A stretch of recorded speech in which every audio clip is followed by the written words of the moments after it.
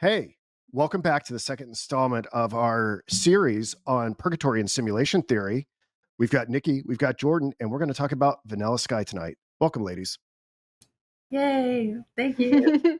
Yay. Yeah, it is gonna be yay. I think we are gonna analyze this movie in ways that I don't think anyone else really has. Not that I've consumed all the material that's out there to be consumed, but I don't know. I There seemed to be a cluster of films that came out in the late 2000 or in the late 90s, early 2000s that seemed to kind of be these messages from the universe.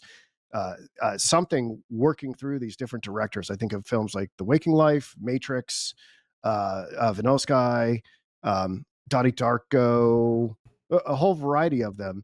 And I saw these like in the theater back in the day, and I would beg people to see them with me. And then as time went on, all of these films, I mean, some of them were more obviously with like Matrix were blockbusters, but some of these other films really built up momentum as cult classics. So I think like over the years, I've probably seen Vanilla Sky maybe 12 times. And this particular watch, I wringed so much out of it compared to all previous 11 times. So I'm excited to get into it today. What about you all? What's your relationship with this movie? I I think I like kind of watched it a long time ago, back when life was fuzzy and I wasn't paying attention to anything. Um and then I watched it like recently, like I don't know, whenever I did that Twitter thread. Um and then I just watched it again this morning. So, well, I didn't finish it, but I watched it like three-quarters of it this morning. So, I feel like it's fresh. What'd you think about repeated viewings, Jordan? Ooh, a lot of it did not register. The first time I saw it was about a year ago. And like there's a lot of more obvious maybe truther themes or just spiritual themes of being in a dream. This rewatch though, some of the more conspiratorial stuff was just so obvious. It was Mm, like when we did the Truman Show, and I was like, "Oh, this is a flat Earth movie. How did I mm, not see that?" Like, mm. it's like in your face the whole time. Similarly with this one, like every scene, Yeah. and we'll get Well, into we're gonna which get ones. yeah, we'll get into which ones. I wouldn't say that this is a flat Earth movie, but No, that's perhaps not it what I'm is. And saying, yeah. yeah, yeah, no, I didn't think it was. Which you might steal my thunder about what I'm going to try to communicate here in these slides. But yeah, I mean, I just for reference point, this what we have here on the cover here. Do either of you speak French? This is No. the Monet painting that supposedly inspired the title for the film. No, but I This have been to this Monet's house. Oh, Ooh, Fun oh, fact okay. about yeah. fun. Well, I believe it's called the sign at Argenteuil. I don't know, but it's from 1873. And yeah, I just have this opening, one of these opening scenes where David is all alone in his little world, right? Because he is the one who, and spoiler alert, he is the one who's dreaming the entire world at one point. I think we'll get into a conversation about when does the dream actually begin and end. So that'll be worth talking about. But what was interesting, and it's building on itself. Jordan, if we can progress to the next slide. Yes, I also wanna say our second viewing of it was a good reminder to get real DVDs and watch the special features. Yes, Because yes. in the special features, they are we watched a little bit of it before watching the film, and at some point in some interview, I think it was Cameron, the director, said, Cameron Crowe. Yeah, in every single shot is there's, like, all these symbols." He was saying, like, every single shot contains stuff in it, and yeah. then yes, it does. And I'll point to that in a little bit.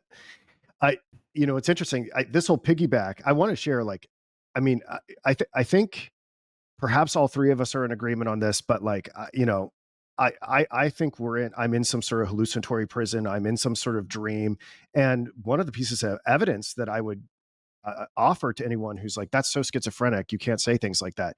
So the penultimate time that I watched Vanilla Sky, I found myself my consumption habits like bleeding in and out of this film. I watch a lot of like college football because I went to an SEC school for my PhD, and then I'm a big NFL fan because I'm outside DC and I'm a huge Redskins Commanders fan.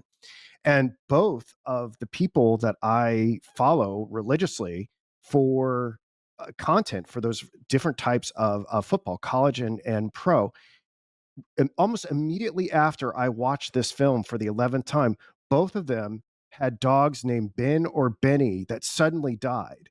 Okay. And this is this is insane. Like I've watched so much Kirk Herbstreit, and maybe I'm just like not that big of a fan, but I have no idea about him having this dog named Ben and Adam Schefter having a dog named Benny. And the reason why any of this is relevant is because the whole sci-fi experiment that the lucid dream is based upon is this dog that falls into a river and gets frozen and is thawed out again, and his name is Benny the dog. Kind of, and it seemed kind of like a nod from the simulation, from this imagined dream world, that this is kind of a this might be what we're actually dealing with. Now, this raises very interesting questions. You know, is Anna Nicole a fragment of my psyche? Is Jordan a fragment? Did I create her out of an album cover? Like, what's going on here?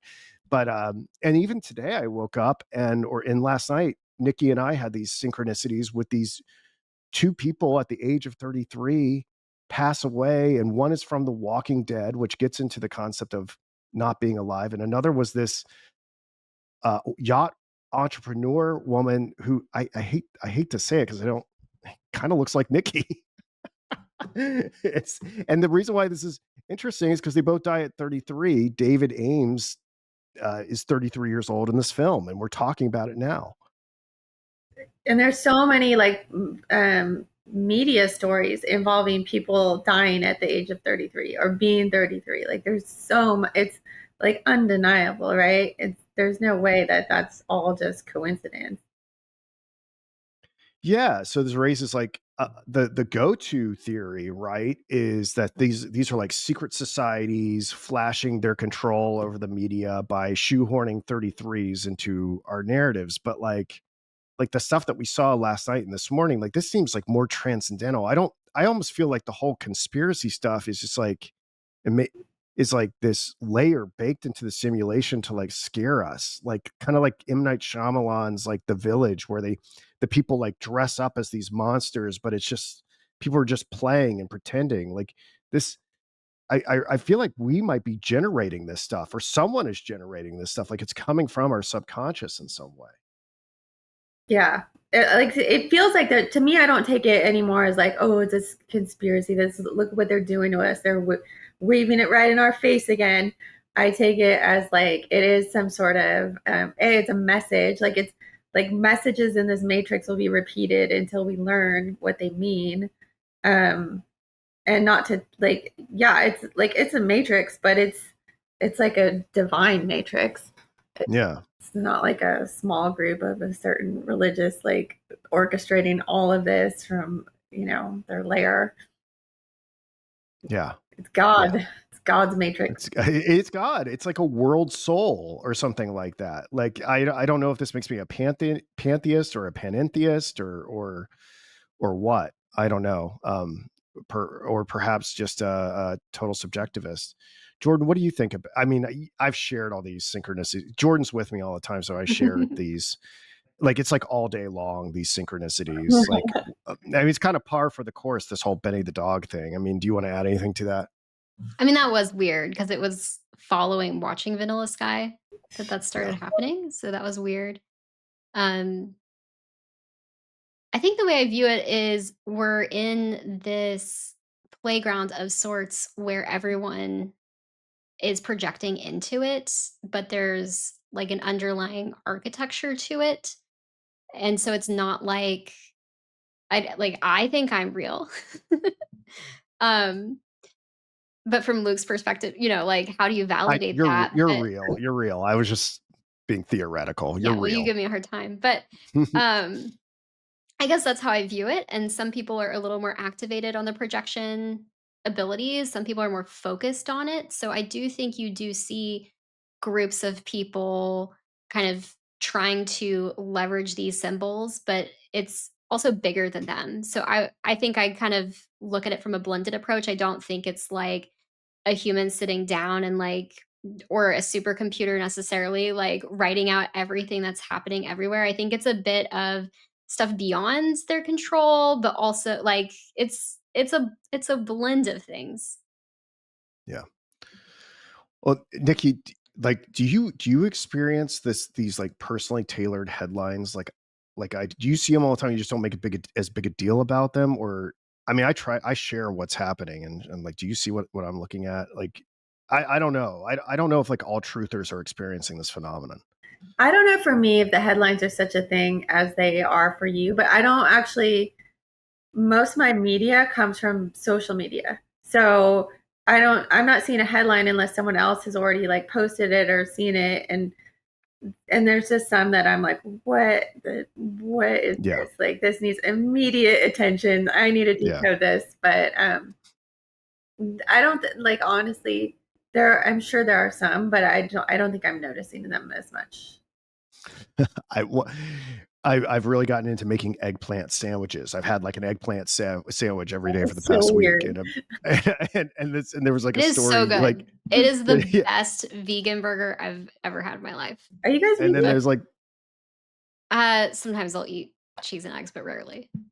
Yeah. Are you vegan, Luke? n- No. no, no. But Okay. I love these eggplant But they're sandwiches, so and then good. someone got killed over an eggplant sandwich like 48 hours ago, and I'm like, what is going on here? I'm looking around for the Truman Show cameras. Okay, no one can. Let's go to the vanilla. Let's go to the next slide. Okay. Yeah, it was weird. Benny the dog suddenly. Yeah, Benny the dog. All right. So a big part of this film is the soundtrack, and so I thought we just kind of build up to the heavier stuff and just like kind of like do some word association here with what we see on the soundtrack. The one that I thought it's interesting that REM has at least 2 tracks on here. This is getting to the, you know, the idea of like an induced sleep. I think they may have been chosen for that. But the one that was most interesting, and I'm going to make a big deal about, is that the title track for the movie was Cameron Crowe had Paul McCartney do it, and I was like, when I watched it, I was like, that's interesting. There's a line in the film about who your favorite Beatle is, and then he ends up getting Paul McCartney to do this, and tells a little story about how it all happened in like a week. And I was like, what? Why is there this Beatles theme? And I just kept pulling on that thread, and boy, It's the did whole movie. it's pretty much the whole movie. The whole movie is about let's say a switch that happens around the time of Oh, 1967. you're not gonna say it. I'm going to say it, but I mean, look. I mean, Cameron Crowe says it so much. He in the commentary, he said he intentionally leaves Sergeant Pepper like clues for the audience. That's why there's so much detail in it. Well, if you know anything about the clues in Sergeant Pepper's, does Cameron Crowe believe the theory? But like this, ultimately, what's the clues in Sergeant Pepper's all lead back to the idea of Paul McCartney being replaced by a double. Do you And have his notes in the presentation later? yeah, we got Okay. it's Okay. coming up, so we'll get to that. But I didn't know if any. And what's also very interesting to show when you think you hear all this like backwards music and these sound collages and things like that. Like when I realized that he was intentionally trying to communicate something from Sergeant Pepper, the White Album, all, other projects that John Lennon and um, Paul McCartney did, you realize like just how much of an influence it is. That sound collage thing for people who are really into music, that's like a technique that George Martin really pioneered at Abbey Road. So Beetles are also a sign of immortality. They're a sign of death and birth and rebirth and like, yeah, the scarab, yeah, ancient that's Egyptian beetle. yeah, that's an excellent point. That actually fits really well with something else I want to talk about in this presentation or in this discussion is the Jung. It's Jung believed that he kind of substantiated the phenomenon of synchronicity with a patient and really for himself through a beetle, through a golden beetle, actually, No way. right? Yeah. Yeah. So he was he had a very rationalistic patient who he was trying to analyze, and he couldn't really like help her because she was totally shut down to larger breakthroughs, and he was looking for an opening to get her to challenge her understanding of reality. And she was going on about a dream involving a beetle or something like that. And as she was telling the dream, a gold beetle flew into the office and landed on Young's pen. And he goes, "Is this your beetle you speak of?" Or whatever that Swiss accent is. And it like blew her mind, and it blew his mind. And after that, he was actually able to help her because she was like, okay, maybe there's something going on within my psyche, the world that is bigger than whatever I was taught the world was. And he didn't go in, I don't think he goes into much more detail than that. But then you kind of, and then to bring this full circle, Carl Jung is on the cover of Sergeant Pepper's, so by the Beatles. And I didn't know that the either. yeah. And so is Alistair Crowley, Mm-hmm. which is going to be a big part of this, along with a bunch of other people. But uh, they're both there. Interesting. Very interesting. I mean, there's more we could say about all this stuff. I mean, the Bob Dylan song "Fourth Time Around," obviously we're talking about like being, how how many times has the dream loop happened? Where's it beginning and ending? Yeah, but I love this soundtrack. I think it's really well done. I mean, just the opening. I think So everybody good. knows the opening is Radiohead's "Everything in Its Right Place," and the lyrics are, "I woke up sucking a lemon," right? So that's going to be a reference to Brian's mantra: "You can't have the sweet without the sour," right? So he's alive, but he's got the lemon in his mouth. So, anyway, should I proceed, or do you guys want to say something about the music? No. Okay, let's go to the next one. Okay, so if you watch the making of or whatever video, there's this scene, and Crow is like very he's flashing, like there's lots of like jump cuts and flashing and things like that, and I slowed it down, and I was able to get this shot off the screen. And if you think I'm making something up about this movie being about Paul is dead, just look right in the middle, right? He's got it circled. He wants you to know. He would not have put his notepad in there. He wants you to know, like, so we're going to be talking. I think this is like an animating motif of the entire film. There's some other elements here. You can see like things that get developed into concepts within the film, but the one that jumped out at me is he's just saying it. Look, Paul is dead, and this is why would he say that? Like, and then he goes and gets Paul McCartney to do this title song. Like, what are we doing? Yeah. Like, what are we doing here? What are we doing? Like, is Paul McCartney not smart enough? He's not going to figure this out and go, "Oh, Cameron Crowe, I'll get you." Like, what's going on here? Like, and the thing is, I think,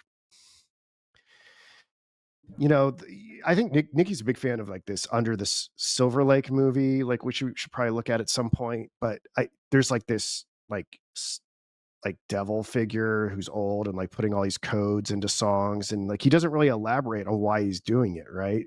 There's like it's for a certain group of people, and I wonder if like all this stuff is just put into these films for us and it's not for anybody else. I think it could be. I think like we're all coded for certain movies that they reflect something within us or something about us that we were meant to see. And like, so I think some of us are like picking that up and paying attention now, whereas before, like the first time I watched this movie, never would occur to me. It was just a way to kill my life and then like go get drunk or something. But like, yeah, I think there's definitely a reason why some of us are drawn to certain movies. A spiritual reason, a higher self reason, or a soul reason. I don't know what it is, but there's something. Yeah. Something else that stood out to me like, above the thing that he boxed above it is what's real and what's pop culture, I think brings in the concept of, all the Tavistock Institute programming, how much of our own subconscious, the contents of our own psyche are not based in our real reality at all and are really just us reflecting back these pop cultural things. Like the Beatles is a huge vehicle for that, but there's many others. And you kind of see that for David throughout his dream, the way that he interacts with the TV programs. Um, I just think that's really interesting. Like he's just saying, hey, we program people Yeah. through the Yeah. pop culture. Yeah. Well, something about this screen, there's this Mount Olympus reference, and I hadn't really got into that. There's an element of Greek mythology here Hmm. that, uh, like, I haven't totally figured out. Nikki might have something on this, but the presence of Penelope Cruz in this movie for a variety there's all these name games going on with this, but like something that I didn't really address is the name Penelope, and that clearly kind of puts us in the Odyssey Yeah. framework. But I think Nikki had something about Penelope if you wanted to share. Oh, it just I I think it meant weaver. Like, and I was Right. thinking about like dream weaver, dreams. I think that's what it means. I actually don't know the Greek mythology on Penelope. Now I feel like it's such a loser. No, it's okay. She's Odysseus's wife, right? And so the story goes, when he goes off on the quest, like all these he doesn't, Odysseus is gone for a long, long time, 10 years there, 10 years back, I think, right? And so she has all these suitors, and she doesn't want to betray Odysseus. And what she does is she weaves this tapestry or something like that. And she's like, I'll marry one of you as soon as I'm done with this. But then like she tears up the progress that she's made on it at the end of each day and starts anew to like stall until Odysseus can get back. Oh. Yeah. Well, that's what that is. But that's a whole thing. Maybe we'll get deeper into it with the name games, which maybe in the next slide. What are all Why the don't we go to cruises that? about? Yeah, I kind of had I have some ideas about that. Okay. All right. So why don't we go to the next slide? Okay. So yeah, I mean, I think it's like this. I think like even like 5 or 10 years ago, I picked up on what is her name? Julie Gianni. That's a whole thing. Her name, her ringtone very early in the film after, he says, oh, I had a cold, right? Well, that's a whole thing. There might be like some COVID elements in There this is movie. COVID stuff in here with the Yeah. mask and Yeah. yeah. The empty streets and things like Uh-huh. that. But her ringtone is row, row, row your boat. And I was thinking about that. I was thinking, da da da da. What is it? I was like, okay, I know it's significant that there are two cruises, right? That's so strange. Like, Penelope Cruz and Tom Cruise. Well, cruises are boats, and so I think I don't. Maybe that's cringy to say that, but it seems like they're kind of these vessels within the dream. I So that's what. think cruise in Spanish is cross too. Mhm. Oh, well, that will be super interesting for our discussion of Rosicrucianism in this film, because in the club, after he's been disfigured and he comes back he's with Jason Lee, Brian, and Penelope Cruz, you can very clearly see that she's wearing a Saint Rose shirt. So if that's the case, the Rosy Cross, that kind of makes it even more definite that this is a film, maybe a Rosicrucian myth, because we'll see later, I tried to look at it from different ways. Like, it's also very clear that this is a story about Gnosticism, and it's like, but who David is in the Gnostic story is a little bit confusing to me. I don't know if he's the demiurge or the Gnostic Christ, and I kind of play around with the assignments with that. And then I think, I think it's a Rosicrucian myth, but that's what's going on there.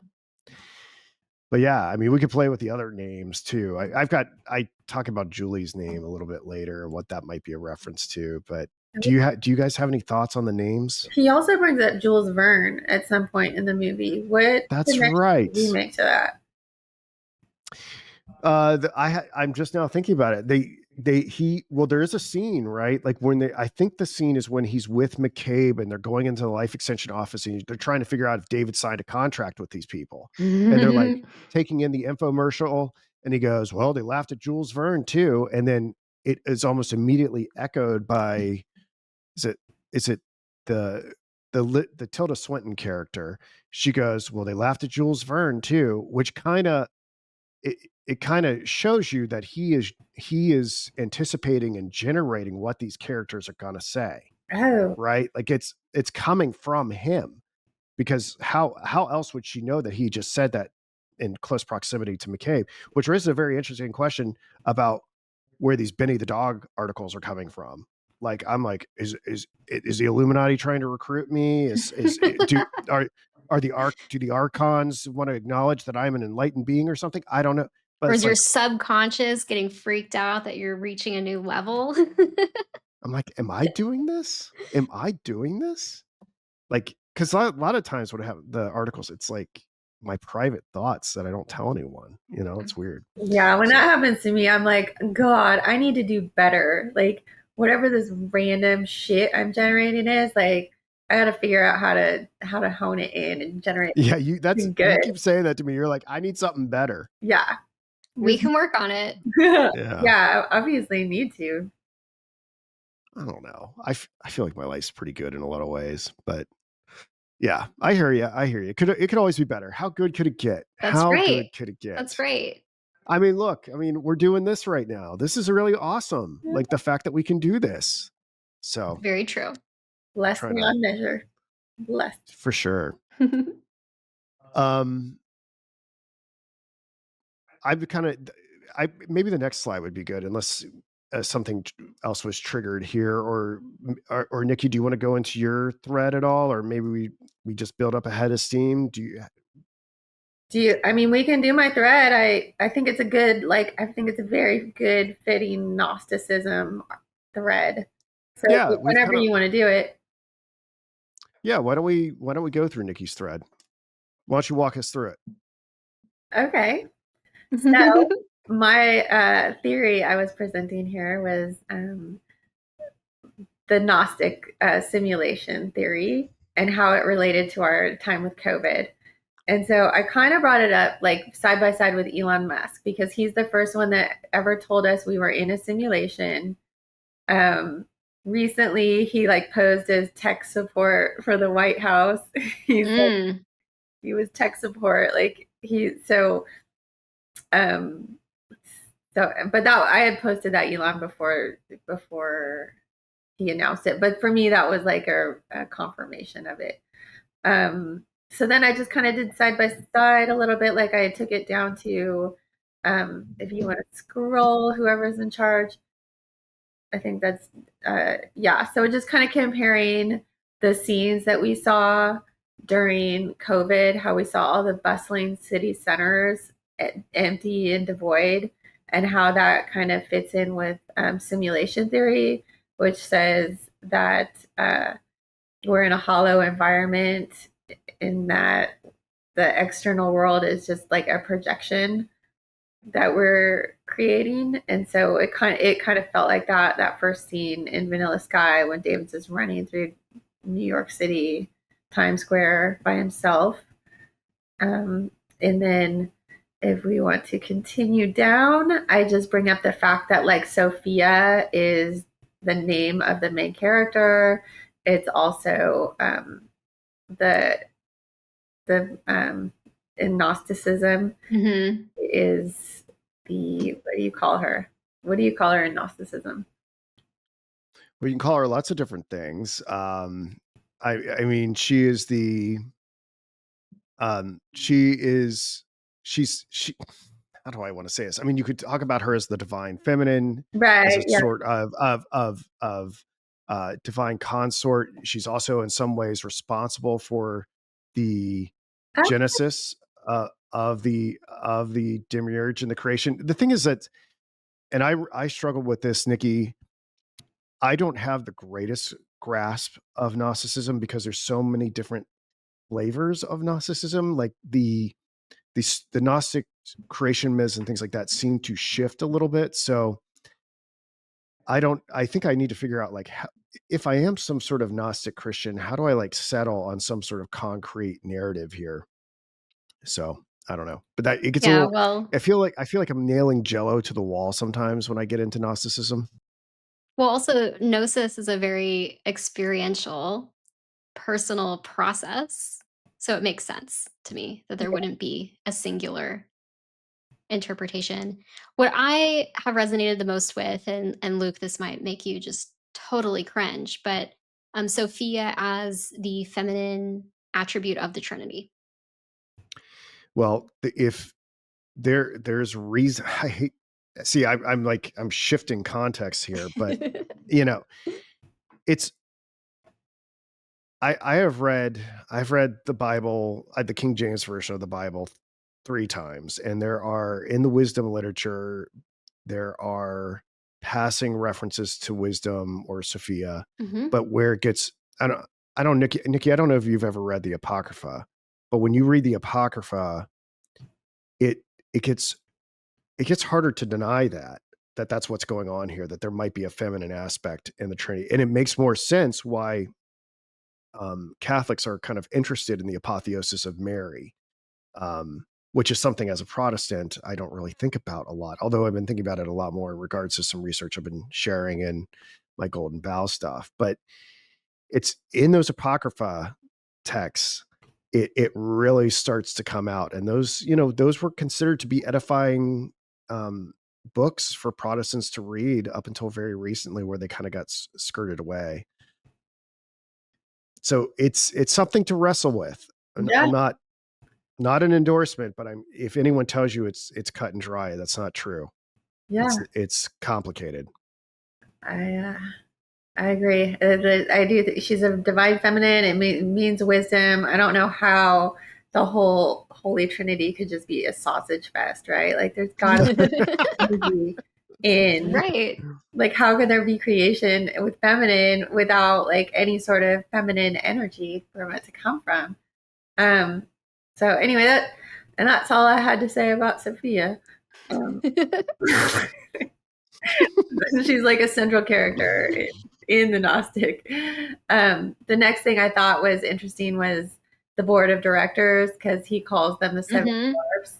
And like in the Gnostic cosmology, there are seven archons who are like rule the kingdoms of darkness, and they're associated with the seven planets.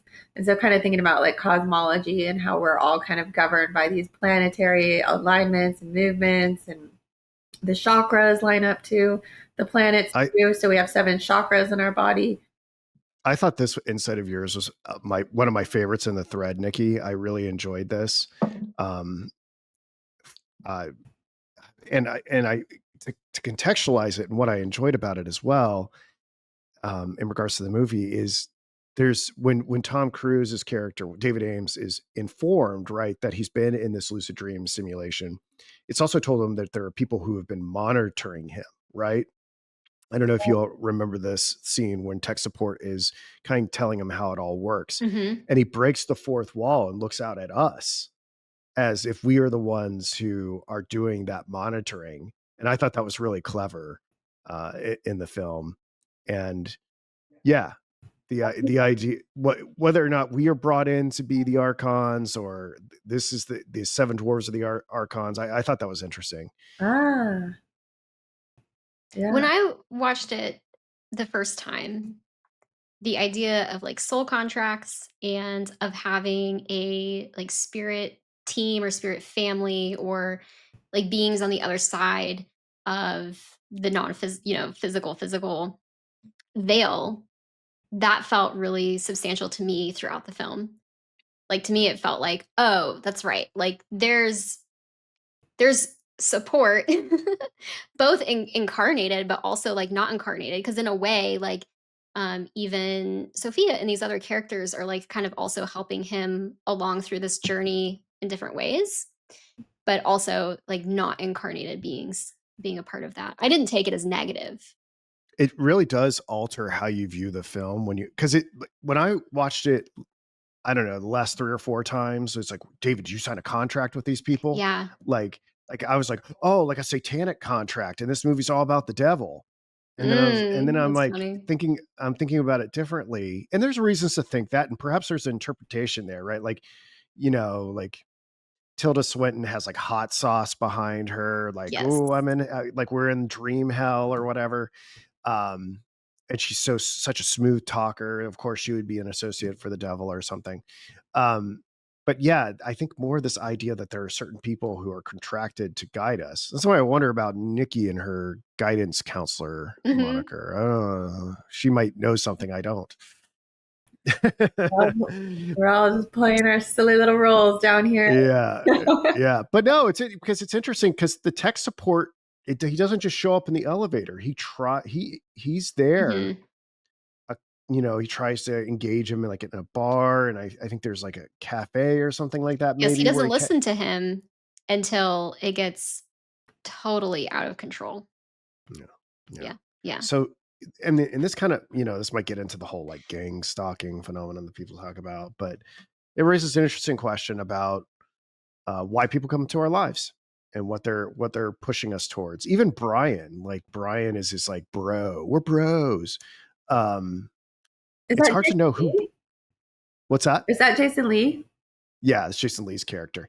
Jason Lee's character is like, it's kind of, his motives are a bit inscrutable, and he has the whole line, right? He's got this silver camcorder, right? He's like, oh, I'm into things you don't know anything about, right? Because David's like, where'd you get a camcorder from? Of course, that was a big deal in like 1999 or 2000. And then he kind of gives him these shifty eyes and he's like not being fully honest with David about what he's telling the women and what he's orchestrating. It's almost like you could read it in such a way that he's like involved with the archons or the seven dwarves and orchestrating David's downfall, or he's like a Judas archetype of some sort, or there's That's he's that's interesting. I took it totally different than you did. Yeah. I don't know. I'm just saying I'm not saying I can prove that. There's just something squirrely about him I to me. thought that, so when I watched him, I thought he was being used as a test of David's integrity. And like, I mean, he's like David's best friend, and he's like before he brings Sophia to the party, he's already like expressed his like crushed feeling, like, bro, I cannot believe you're just my dream girl is your fuck buddy, like that. He's just Yeah. using and abusing the girl that he was like in love Yeah. with, like his ultimate dream girl. And then so and he's like laughing it off, like, yeah, haha, whatever, like doesn't care. He's the rich one, like he's, the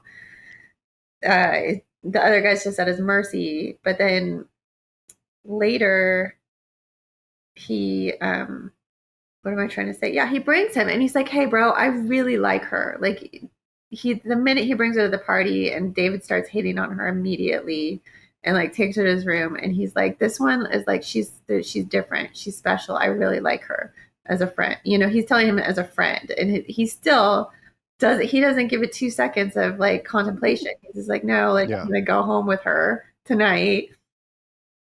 Um and hit on her. So I don't know. I thought and the way these people are cast in movies, right? There's like themes and threads that weave them all together. I think it was interesting that Jason Lee played in My Name is Earl, which is all about karma.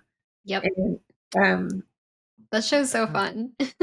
we love I never, I think I maybe watched like one or two, but that's so great that you picked up on, because and we'll talk about this with Tom Cruise. There's this continuity, clear continuity. I think that anyone can see. It's even deeper between Eyes Wide Shut and Vanilla Sky. I have a little bit to talk about with that, but it's so great that you picked up on that. And karma is totally huge here, because it's it comes back, right? It comes back in the lucid dream state, right? Like how he treated Julie, and perhaps how Brian behaves in the lucid dream. And you're bringing this to my attention, is kind of payback in some way for how David treated him prior to the accident. yeah. So maybe that's why he's so squirrely there. And just one side note on My Name is Earl. The very first like scenes from My Name is Earl is Jason Lee like in the hospital. And when he learns about karma, he's watching Carson Daly on Yeah. TV. And in that clip, Carson Daly, because me and my Cars and Karma, and so the fact that This his name is Carson to me was just like too much. But then this movie was so big on the cars. It floored me how much I feel like if anyone were to ever call into question your car theory and karma, it's like just watch Vanilla Sky. Just watch Vanilla Sky and get back to me. What did you think? yeah, I mean, I even kind of want to go into like the car crashes and the truck crash or the almost like near avoidant. Yeah, for sure. Cars and Karma. I think I get into that in the thread too, like just briefly. oh yeah. If we want to scroll, that's the next. Yeah, sure. Because just kind of how he's like used and abused Julie. It's that one. Up, Up. right there. Yeah. Well, it's also about the number 4 because she keeps repeating like we made love 4 times. Mm-hmm. That's So right. just like the symbolic meaning behind the number 4, kind of like structure, the 4 corners, the physical material world, and bringing in the fact that he was completely careless with her feelings. Like she was saying I love you, and she was like clearly expressing she had feelings for him, and he was such a jerk. Like he didn't even invite her to the party. Like he had no problem like letting her come over and bring him chicken soup and F his brains out, but then like he just used her and played with her feelings. And so that was when I got into Cars and Karma and the crash that came there. Yeah. So we can scroll. This is really good, Nikki. Have people been responding to this on Twitter, or what was the feedback like? It got pretty like I think I got like 40 likes. That was good. That was Cool. good for me. Yeah. That was like, man, that one got attention. And so this goes into like kind of the demiurge of how Yaldabaoth, how he's a flawed, imperfected being who becomes the creator of the material world, a prison of illusion, keeping souls from recognizing their divinity and returning. And just like I was just showing the kind of the symbology there about how David's face is all flawed, and he's like not only a monster on the outside, but like on the inside too. He becomes like self-loathing and suicidal and just kind of like a hateful person. Yeah. I mean, he's not the worst person that ever lived. No, but he's not like he's no saint either. But yeah.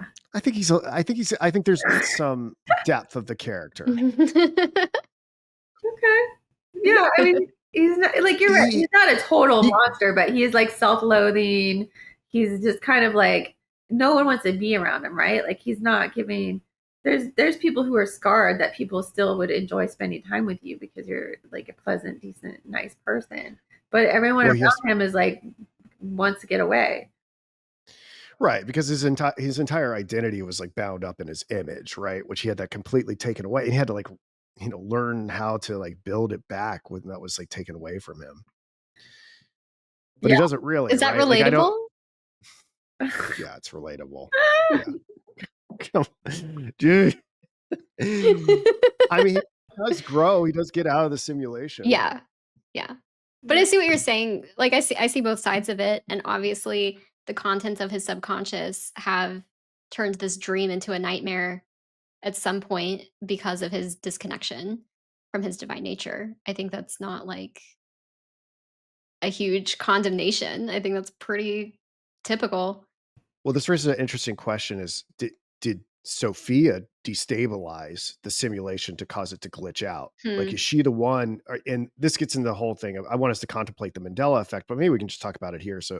But like the movie's very clearly like foreshadowing this Mandela effect phenomenon that woke me up in 2016, right? Like he's awesome. Like in one of the lovemaking scenes, like he's like the identity is like switching back and forth between Sophia and Julie. And it's like, and then the whole world, like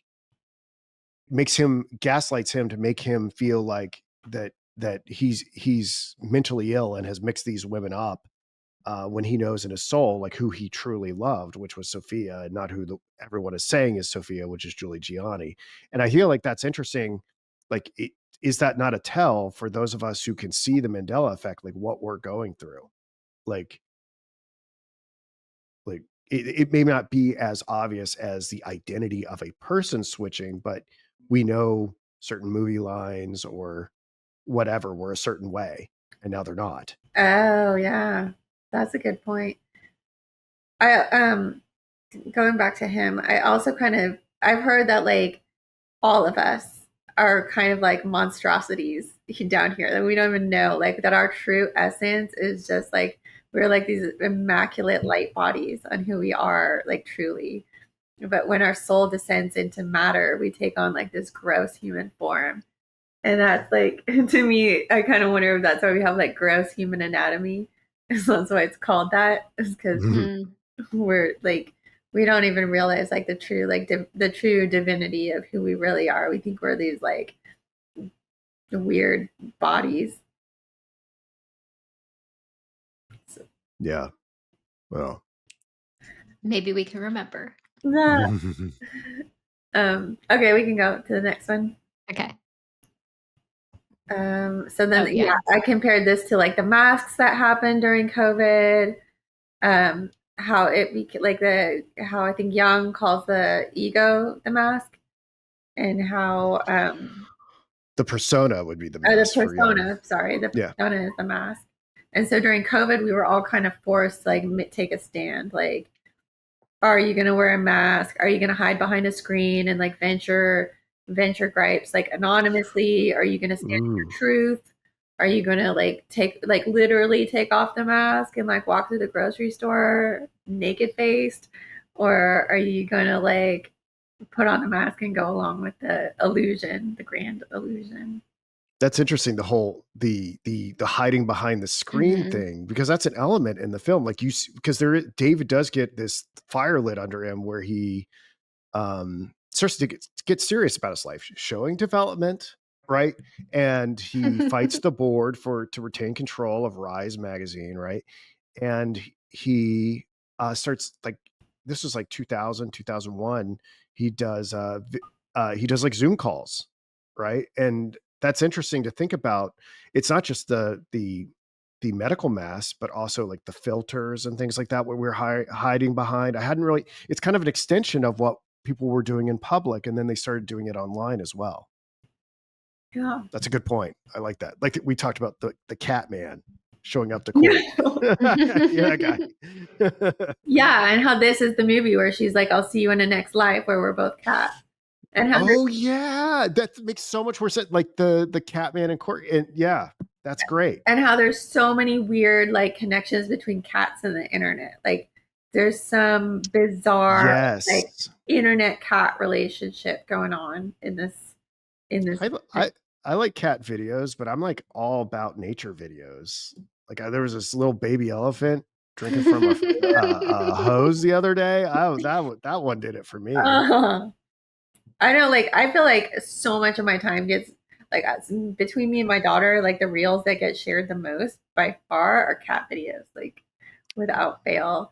And there was that whole like internet show called Don't Fuck with Cats about like people who got together online like to catch a cat killer like from Canada or something. Like, oh, weird. You guys didn't see that show or hear about it? No. It was a whole like crime drama, not like it was a real true story of like real life crime where some sicko had like filmed himself killing a kitten, and like all these strangers from across the internet got together and like used their computer sleuthing skills to like narrow it down, track the guy, catch him. It turned out he had like also killed like a couple men or something. So yeah, there's a connection between cats and the internet for sure. Isn't that right? Your cat's quite the star there. Yeah. It's a pretty cat. What's your cat's name? Wolfie. Wolfie? Yeah. Nice. Hey, Wolfie. Yeah. He knows he's on camera. Yeah. he's posing. He's It's like, great. "What? Are you talking about cats on the internet? Here Yeah. I am." All right. So do you want to keep going with the thread? Yeah, I'll try to go fast. So I don't know where I was going with this one. Just that, like, there was that scene in the club where he was Mhm. when he was talking, especially to Sophia, where he kept like spinning around and around, and you could see the front of his face or the back of his face, and it was like the Janice mask. Mm-hmm. I think I was kind of connecting that to Janice and the January 6th because, well, like I said before, like January 6th is the most common day to die, apparently, according to statistics. And Janus was the god of beginnings and endings and doorways and like passages through kind of, I don't know, gates, dimensions. Yep. And so that's where I was going with that. We can scroll. That's my mom's name. That's great. That's great. Some things to think about. How funny. That's interesting. Never thought about that. Yeah, we can. I don't know. Do you guys have anything? If you guys don't have anything, we can like scroll. We can do. No, I do have great. stuff on. I have in my stuff, but I have the same image of David with the mask on the back of his head. I think this is again pointing to doppelgangers. So I think, and what you're talking about, it's not like one thing. I think there are layers to this. So yeah, it's not like I was trying to weave this with COVID, I guess. So Mhm. yeah, that makes sense. Very much like during COVID era. Sure. So yeah, we can scroll. This next one, this is where the life extension. That's the same thing with you, Jordan. I also considered this like a soul contract type of situation. Mm-hmm. Also, I guess it was interesting too how like they kept asking like, "Who's Ellie? Who's this woman Ellie that you're talking about?" And it turns out in the end it was like the LE, like the life. That's yeah. There you go. But yeah, that was just like, to me, that was very much a soul contract thing. Like, we come in here, we agree to like play a role or do our part or learn our lessons, and certain people are plugged in to like trigger those or awaken things in us or teach us or show us love, like show us how to be. There's all sorts of people in our lives that are like contracted to be here for our soul's growth, and so I kind of took that as that sign there. Yeah. In the film, it does seem to me like there is some agency involved. Like, it's not like we make this contract and then it is what it is, because he's able to complete the contract or decide the contract is complete. He is given the tools and the support to change the nature of I would say, octave is how I describe it, like the octave of how the contract plays out, if that makes sense. Like, Yeah. it could be more of this light-filled experience. It could be more of this disconnected from light experience. So, Yeah. I don't know. I thought that was interesting in there too, because sometimes, or at least in the past, when I thought of like his contracts, it felt so heavy and like, ugh. Yeah. But I think there's more flexibility in it, and it's not that we have to like take on these burdens in a sacrificial way. Yeah, I think that's an excellent point, and you do make it like, yeah, he could choose which way he wanted to go. I also really like the line where Sophia tells him like every second, or what is it she says, like every second is an opportunity to make the right choice, to turn it all around. To turn it all around. Yeah. Yeah. So she reminded him of that. Mm-hmm. So yeah, that's all I have. It was funny. Go ahead. It was funny, like when I was like, hey Nikki, let's talk about Vanilla Sky, like, and shortly thereafter, like I found this stack of life extension magazines while I was going through this as apparently it's like a healthy aging magazine that like, and I was like, of course, like, and you know, my family's had subscriptions to life extension for God knows how many years. That So, one, like, yeah, that this is one like, yeah, never this was a showed up. super weird, yeah, that was a super weird experience. Like, I just talk about a thing and then I find it Yeah, as when I'm, you found that Waking Life movie DVD, like that one freaked me out. I know you have oh yeah, a lot of them, but then there's stuff that I was like, what the fuck? oh yeah, no, there's that, and then I we were talking about this whole demonic doll, this Raggedy Ann doll, and then like I opened this box and there was a Raggedy Ann lunchbox, and Yeah. it's gone on and on and on. Like I had this whole thing with Jordan about Paul Bunyan, and then I found a Paul Bunyan Yeah. stat. It's just like it's endless. It's endless. It's endless. Uh, um, Yeah. yeah, so and the heroes is bringing it into like Monet and the what was I don't know what I was saying there. Oh, the Great Mother, like Mother Mhm. Nature, kind of like the sky, and yeah, Sophia, and it was his mother's painting, like that kind of Yeah. Oh projected the yeah. dream, Yeah. right? The whole like dream Yeah. was based on like a picture or a painting by owned by his mother, That's right. Mhm. and how Sophia's kind of the great mother. Um, so yeah, I don't know if you guys have anything or not. She also though says, "I don't have a mothering" what how does she say it? Oh Like yeah. She's like, I have a mother savior bone in my body. yeah.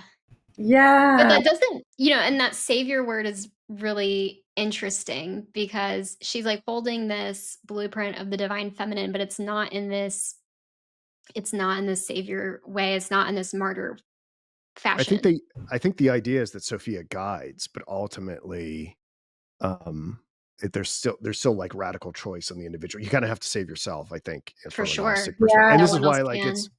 yeah, and this is kind of why it's seen as so heretical, right? Is that Mm. it needs the transcendent savior of the Christ. The Gnostic Christ is different. Yes, I would have been burned, and that's okay. Uh, yeah. I like that what you said. Like she awakens you from within to become kind of your own savior, Mhm. as And the opposed. crew stuff, like, you can awaken to Christ consciousness, but it's not something outside of you cannot really take you the full journey for you without your participation. And Yeah, I don't think that's that controversial. Like, even within a more narrow Christian context, like, you have to show up for Christ, but yeah. maybe not, maybe not. I'm not the authority. I think yeah. I think. Oh, you've gone so dark, Luke. I know, yeah, oh, I did. Yeah, yeah. Sorry. I was trying to look at the thread you're on like a Twitter. shadow. Oh, you went to a dark screen. Yeah, yeah. So yeah. Um, You're only being illuminated right now by your laptop. yeah, That's I think funny. we're almost done with this thread. There's only like a couple more. Um, It's awesome. Oh, fun. I love this one. This one's cool. okay, yeah, that's like the Yeah, the face is changing. That was awesome. yeah, because like how weird is that? I always used to wonder, like before I asked questions about anything, I was always like, why do faces change in dreams? Like, why is it you know who it is, but they have a different face? And like there was something really freaking bizarre during COVID with like particularly our president, but other people too, but particularly Joe Biden's face always changing. He was known as Mhm. Sleepy Joe, and his face was Mm. always shifting. It was always a little bit different. And he was always eating freaking ice cream. He even like withdrew from the race on ice cream Ice cream day. day. Yeah. Like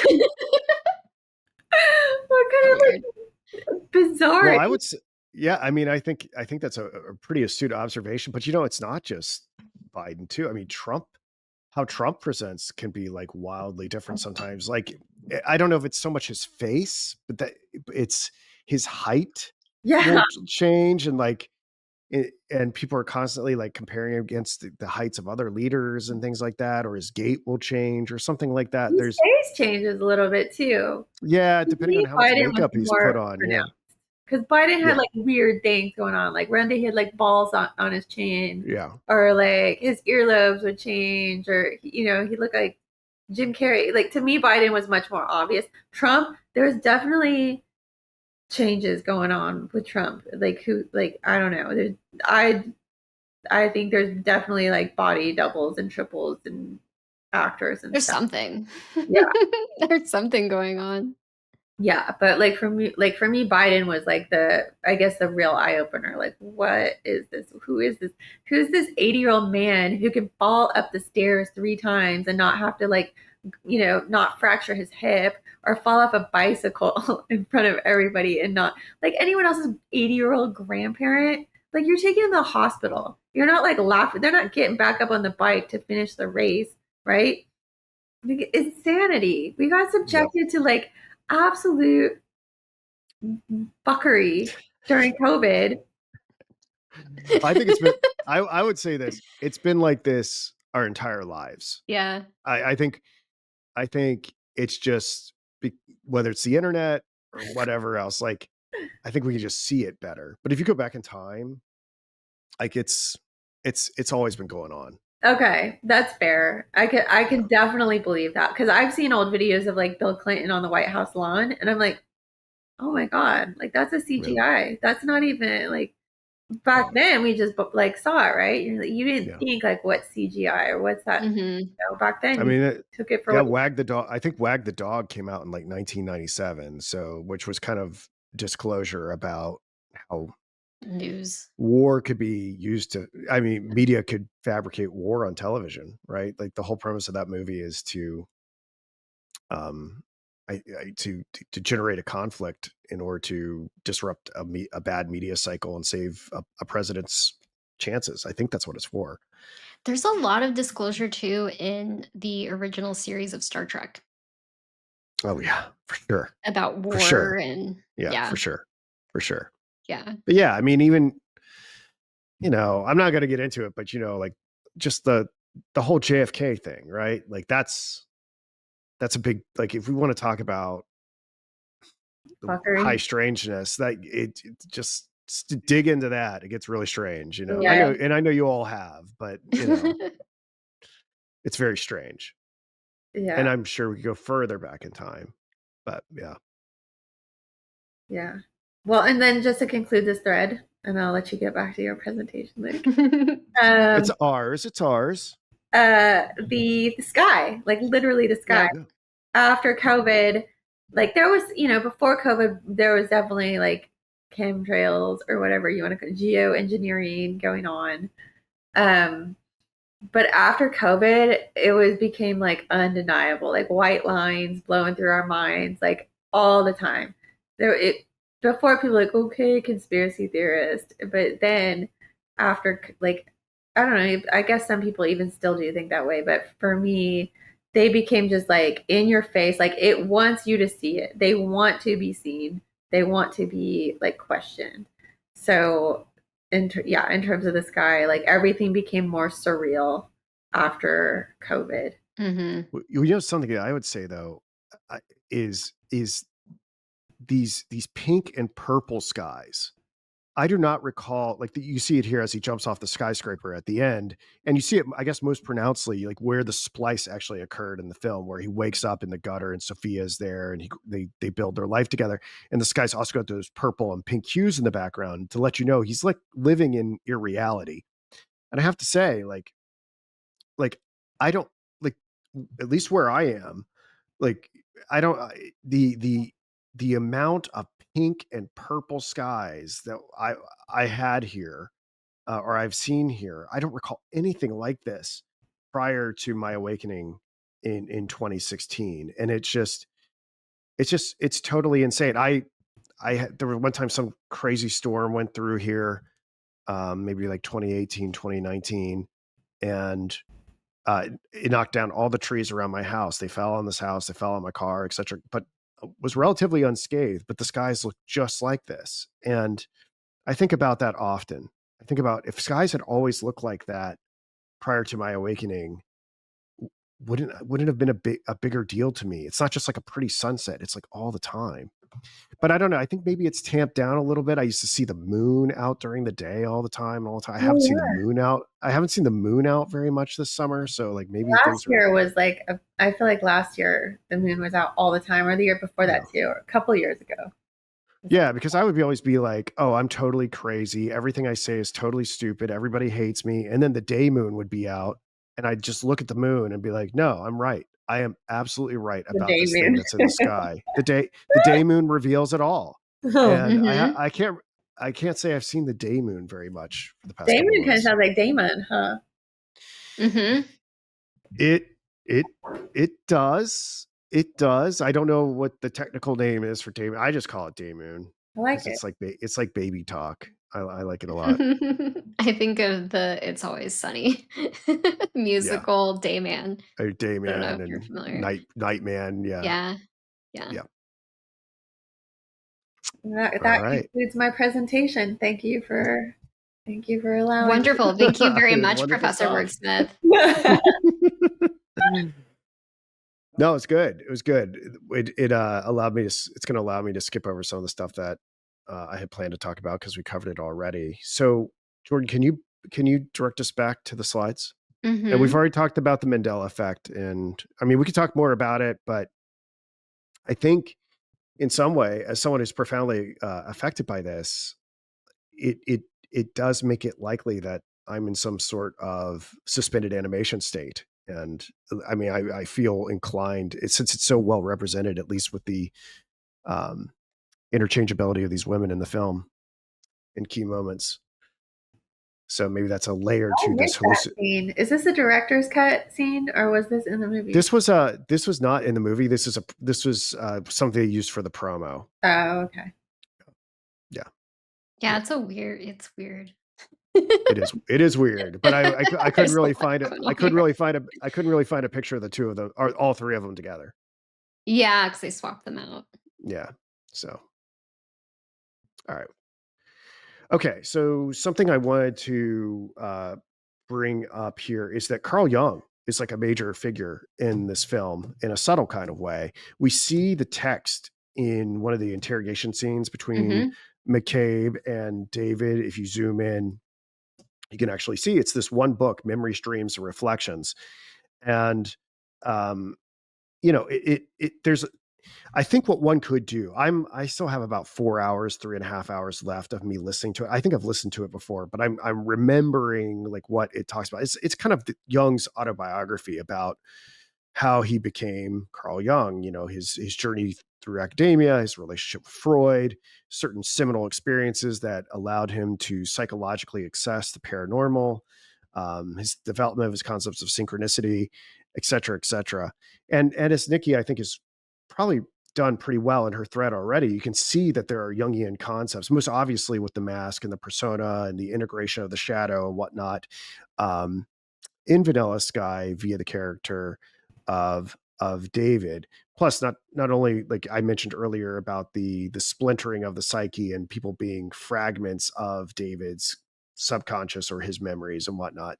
But I think what one really could do, there's enough material that if one wanted to, I suspect read it deeply and try to completely apply it to Vanilla Sky. I mean, just I mean, most obviously, when thinking about it, like the character of Sophia, you could say that like maybe we talked about her being the divine feminine, but in Jungian terms, she might be like the anima, right? Mm, And like and and then like the shadow aspect of the anima could be perhaps Julie Gianni as this like destructive, chaotic Mm. force.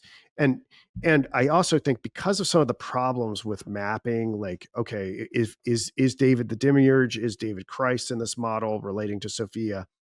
I think what Jung tries to do through alchemy and Gnosticism is he traces, and he talks about this in the text, he traces what he's doing in his work all the way back to those alchemical ideas.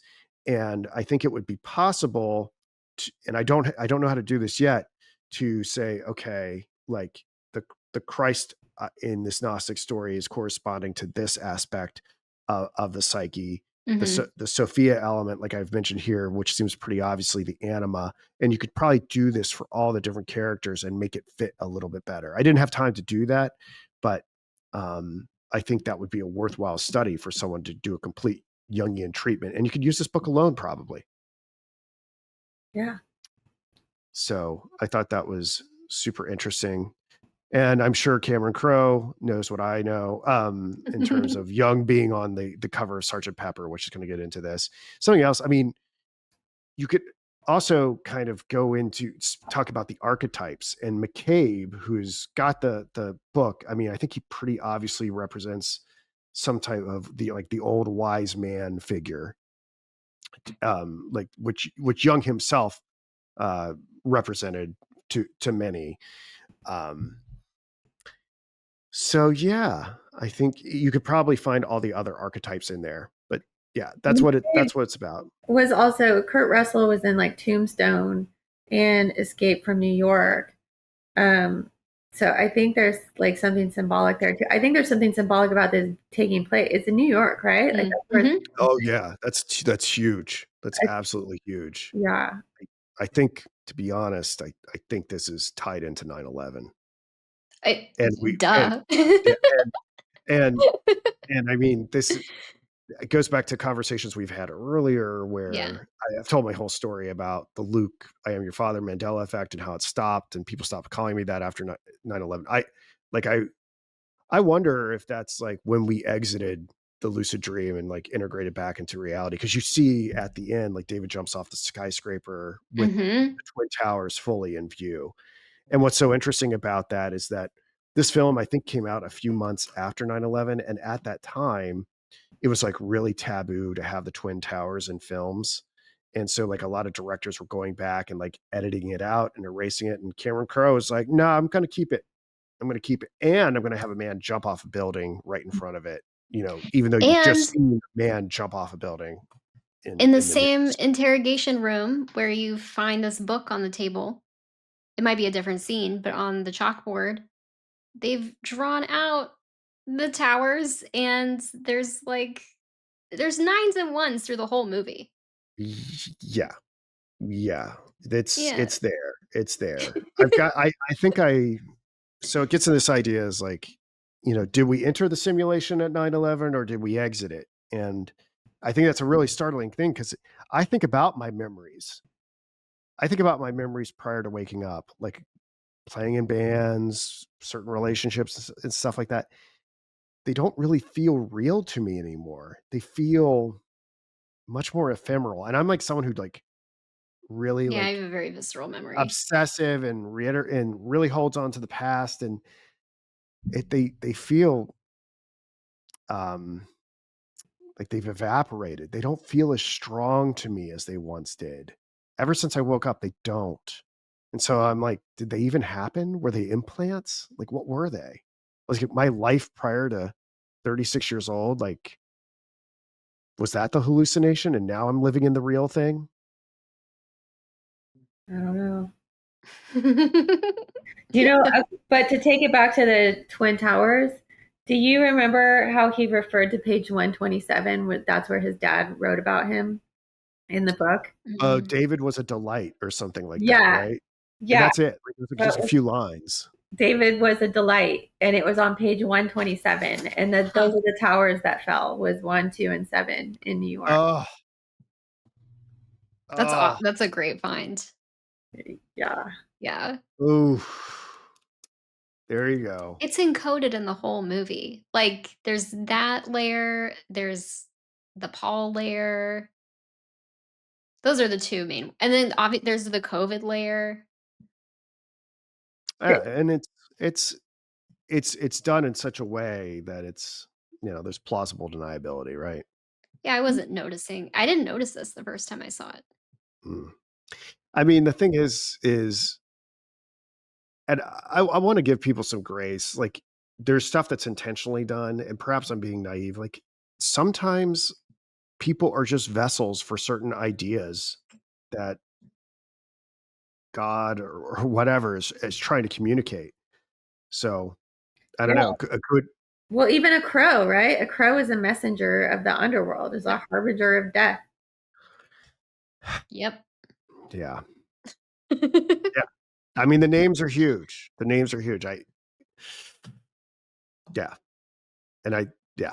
think crows are corvids or something like that. That's the type of bird they are. So, okay. So why don't we go to the next slide? Yeah, you've got quite a few slides. Okay, so I want to really get into this Beatles stuff. Yeah, I let's love do it. it. I love this Beatles stuff. So in the commentary, like Crow says, like, oh, he's trying to like use Sergeant Pepper's as an influence. And when you start to understand that, like, you're like, oh, okay, this all pops out. So Yep.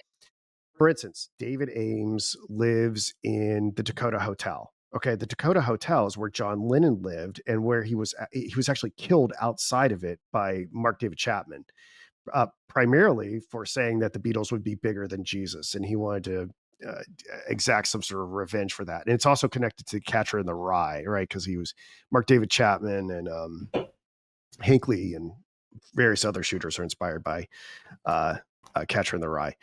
So there's that whole element to it.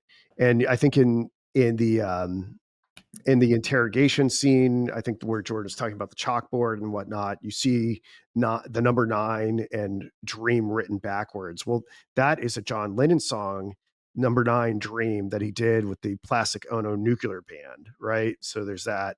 And I think and then that number 9 feeds into our conversation about cats. The number 9 is everywhere in part because cats have 9 lives, right? And so David is having lives after his real life, right? And Yeah. not to mention, I've already talked about this in terms of Paul McCartney doing the theme song. And the Revolution 9 is one of these wall of sound, these sound collages that John Lennon made, I guess, with George Martin. It's got the one of the Paul's Dead clues in it. It's got "Turn Me On, Dead Man," right? He's got that in there, and you see this throughout the film where people are saying it's a revolution of the mind. So it's referring back to that.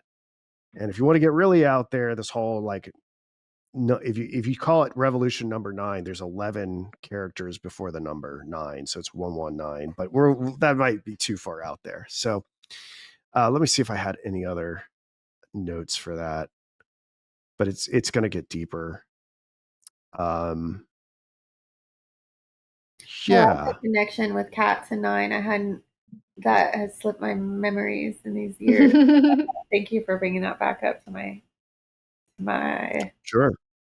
neocortex. Ooh. Yeah. Yeah.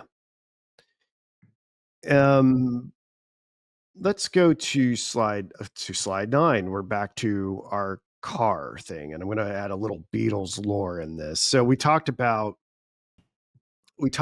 I was saying, oh, Nick, this is the movie that proves Nikki's theories about car and karma and etc. Because it's just like there are we see early in the film David is having this he goes into like an empty Manhattan in this Ferrari, and then he wakes up from that nightmare, which is like such a crazy thing to think about, like how Cameron Crowe was actually able to shut down Times Square to film this, like, and that sort of power and that ability. And then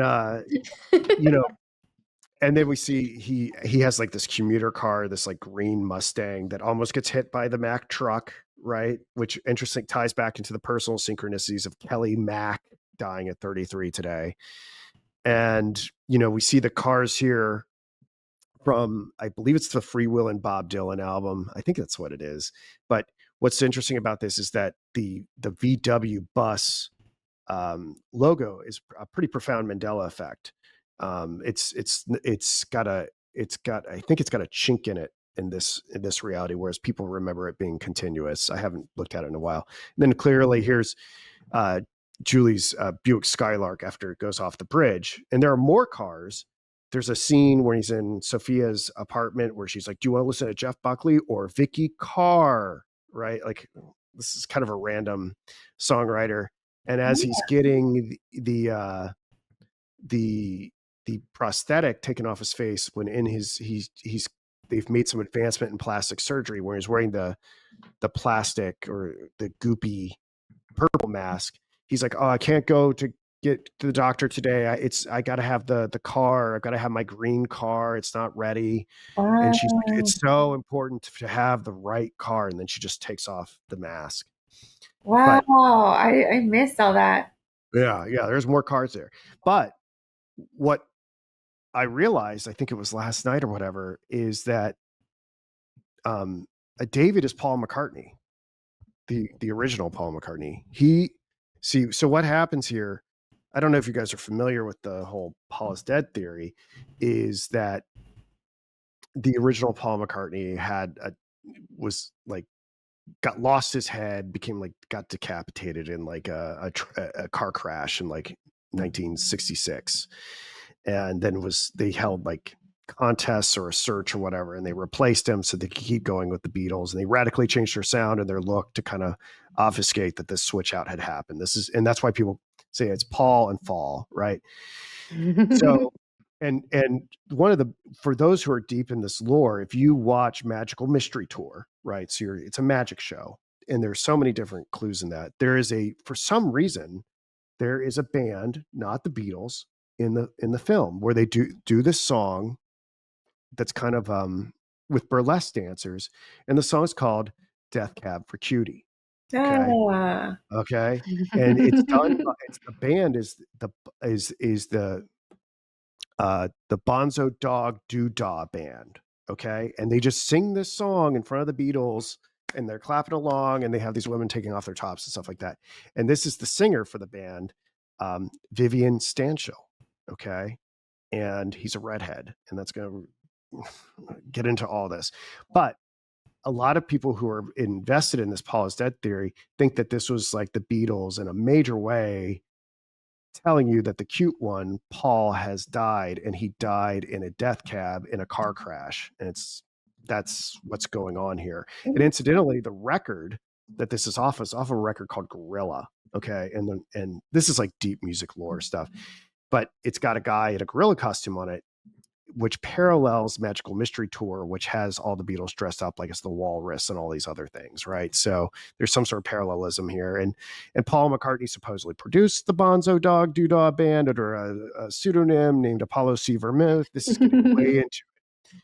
But I'm not done with this whole Paul is dead thing. So I think I'm going to try to make the case here that David is Paul McCartney. So this would be element one. This is his death cab. Okay. That's where in case you know, the indie band Death Cab for Cutie, they know about this too. That's where they got their name. They got their name from Magical Mystery Tour and the Bonzo Doodah Band. All right. What a film. Weird. We should watch it. It's worth watching. Oh, it's amazing. Okay. Okay. So, let me see if there's anything else to say about that. I mean, we guess we could talk about the different cars.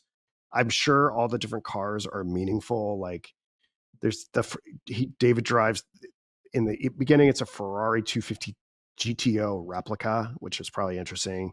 That's a 1967 Ford Mustang GT Fastback. So they're Julie drives horses. Yeah, like a Mustang, like a horse. That's interesting. Your dreams are kind of related to horses too. Mares, nightmares. Yeah, yeah. Oh, that's good. That's good. And Julie drives the Buick Skylark. There's lots of birds in this movie that I haven't really, like, one of like the models for the father figure is Atticus Finch from To Kill a Mockingbird, and you see a little bit of the movie play in the film. Like, that's where he modeled McCabe off of. So there's like some bird stuff in here that I haven't really figured out, but that's part of it. Let's go deeper into. I love this Paul is dead stuff. Let's go a little deeper. Okay. So we go to slide 10. Okay. Right. Julie Gianni. Right.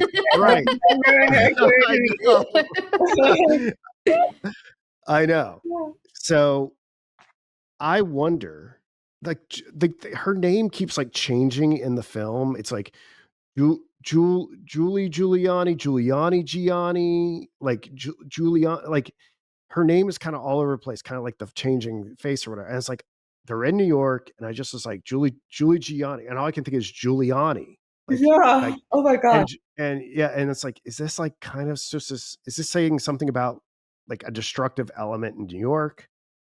I don't know. But this was kind of the thing that melted my mind. Okay. So you see here, like, if Crow is doing this, he says that he's trying to be like Sergeant Pepper's with this film. People, if you can tell, you can see kind of the difference here. There's so many different side-by-side videos on like YouTube that you can watch. but like Paul is on the left. This is like pre 1966 Paul, and then the replacement here is Fall on the right, and you see Dave's David's mangled face, which would I think be representative of the destroyed Paul McCartney, and this false face being the replacement that used like fillers and latex to pose as Paul McCartney. So there's like this dual aspect, and there's twins. And what I'm trying to connect it to is Sergeant Pepper. So one of the things in the whole Paul is dead theory is if you hold a mirror up to the bass drum on the cover of Sergeant Pepper's, what you get, it's supposed to say Sergeant Pepper's Lonely Hearts Club Band, but when you cut it in half like that, it says 119 he die. Okay. And so you translate that. Yeah. So when you translate that as a date in Britain, they write the date differently. So in Britain, that would mean that November 9th in Britain is 9/11.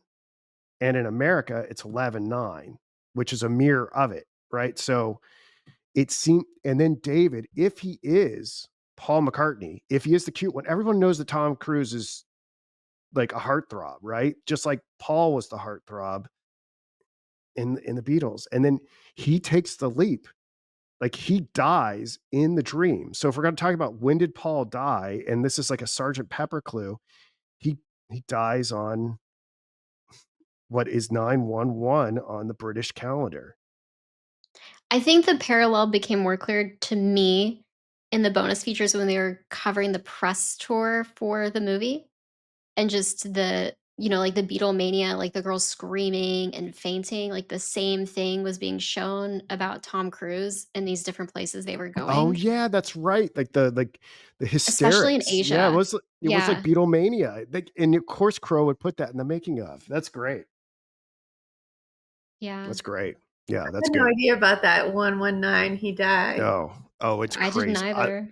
If I wasn't focused on other areas of research, it would be all about this. The masterful way that this whole thing is put together is it's so amazing. And like the idea is with the whole Paul is dead thing is that there is a base character named Billy. Okay, there's a guy named Billy Shears or Billy Campbell, and that's why Sergeant Pepper's opens with Billy Shears, right? It's a reference to this character that is not only playing Paul McCartney. I can't believe I'm saying these things on the internet. He's not only playing Paul McCartney, he's also playing Vivian Stanshall, the singer for the Bonzo Dog Doodah Band, and this other guy named Phil Ackrell, who played in this less successful band called the Diplomats. But they're all one guy, and this gets into and from what I understand, was doing looking the guy, the bass character, the bass person, Billy Shepherd, Billy Campbell, whatever his name is, Billy Shears. He act without all the makeup and everything like that.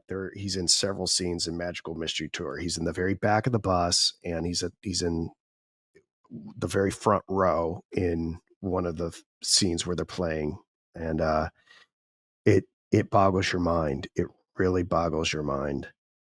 It's pretty crazy. Yeah, and you'll see it. I've got Vivian Stanshall here on the next slide, but yeah, it's now did Crow. I think what could have happened here, I don't want to, is like Crow could have been like had no idea about 9/11, and then 9/11 happened, and he grasped the symbolism of it, and he's like, this is too good. I'm not, something archetypal was coming through me. I'm not going to change the scene or edit out the Twin Towers. But he's like, I must have really just tapped into the collective unconscious, so I'm not going to change it. Well, and twins relates to Gemini too, which is the myth of like the one that like a half-life, right? Like split lives between the immortality realm and Hades. Yeah, you know more than me. I'm not up to date on my Gemini stuff. Okay, yeah, I think that's like the whole myth of Gemini was that they were twin brothers, and one of them was divine. He was like impregnated by Zeus, and the other one was mortal. And so when they died, or one of them died, and the other one didn't want to be like separated from his brother eternally. So Zeus granted him half life, where he would spend like half his time in Mount Olympus and half his life with his brother in the underworld. Oh, I need to go through this, but yeah, the twins are Castor and Pollux. That's right. That's right. Yeah. Well, Face Off, that's what the names of the twins were in Face Off was Castor and Pollux. yeah. That's crazy. Yeah. Okay. Can we go a little further? Yeah. Oh, yes. Okay. Okay. So something I really jumped out to me is the sheer amount of redheads in this film. And the reason why this jumped out to me, I know that this is like a calling card in Kubrick stuff, and it's especially seen in Eyes Wide Shut. Like, and where Kubrick got it from was it's Eyes Wide Shut is an adaptation of Arthur Schnitzler's Traumnovelle, which means dream story, right? And Schnitzler was very much influenced by Freud. They were both in Vienna at the same time. And they even, to be honest, people actually mistook them for one another because apparently they looked so much alike. So they had like this uncanny doppelganger thing going on. And it inspired Freud to write this essay called The Uncanny, which I believe that Kubrick really picked up on and used it to create certain moods in his film. And I'll show this in Eyes Wide Shut, just all the redheads. But for now, we can see that the same exact thing is going on in Vanilla Sky. And this isn't even all of them. This is just to kind of make it impossible to argue. We have Libby in the Life Extension office. We have Tilda Swinton in the Life Extension office. We have Conan O'Brien, where the whole Benny the dog story is told about, right? David has his snowboard, which I'm pretty sure is Starry Night, made by Vincent van Gogh, who is a redhead. Vicky Carr, who I alluded to earlier with all the different car threads. Wouldn't you know, she's a redhead. His lawyer, played by Timothy Spall, I guess he's kind of got a redhead or whatever. This movie poster, Jules A. Jim, she's a redhead there. And let's not forget, if Paul McCartney is doing the title track and Paul McCartney is Vivian Stanshall from the Bonzo Dog Doodah Band is a redhead. So those are, and that's just some of, and you in the groups, the crowd scenes and things like that, there are redheads all over the place. I'd have to pause the movie and take pictures of like crowd stuff. And what was so crazy to me is like last week I started seeing all these redheads. I don't get out of the house very much, but I went out to eat and I was like, we were like redheads everywhere I went. So I was like, what is going on here? Evil gingers everywhere taking over. So what do you think about that being another Jules reference right there then with the Jules Jim? Mhm. Oh yeah, that too. It's like it connects to that. I mean, this gets into the whole weaving thing, the Penelope thing. Like it's all woven together. So like a car clue and a Jules clue and a redhead clue, like they're all like intersected to make this tapestry. I'm just like wondering, like, does like a supercomputer like put this together, or is it like Isn't a joule a unit of energy? Mhm. yeah? There's also those Juul vapes that got super popular with like the young kids. I don't know how long ago that was now. Like I wanted to say just a few years ago, but it's probably like 15 years ago. That sounds more accurate. Probably like 10, yeah. Yeah, and they show that movie poster over and over and over and Yeah. over again. Yeah, I mean, the thing is, like, if I really wanted to be a student of this film, you'd have to go and watch that one. So, True.